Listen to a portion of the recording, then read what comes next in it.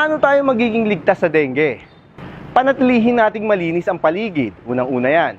Lalo na ang mga lugar na maaaring pamugaran ng lamok tulad ng mga lumang gulong, bote at timba. Takpan ng mga lalagyan ng malilinis na tubig at itapon ng tubig ulan na naiipon sa loob at labas ng bahay. Maaari kasi itong maging breeding ground ng mga lamok.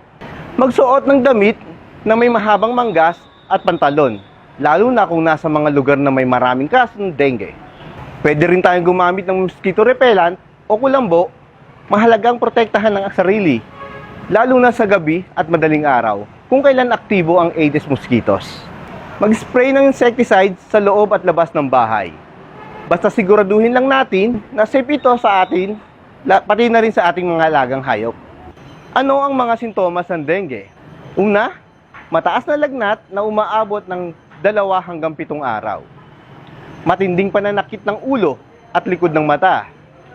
Panghihina at pananakit ng katawan. Pagkakaroon ng rashes o pantal. Pagdurugo ng ilong at gilagid.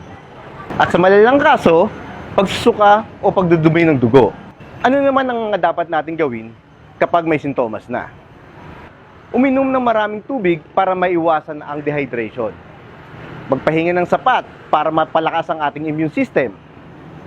Huwag uminom ng aspirin o ibuprofen dahil maaari itong magpalala ng pagdurugo. Mas maiging uminom na lang tayo ng paracetamol kung mayroong lagnat.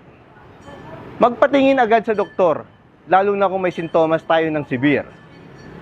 Gaya ng matinding pananakit ng tiyan at tuloy-tuloy na pagsusuka.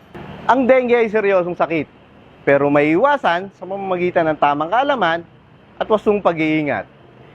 I-level up ang pag-aalaga sa sarili para sa yaol palagi.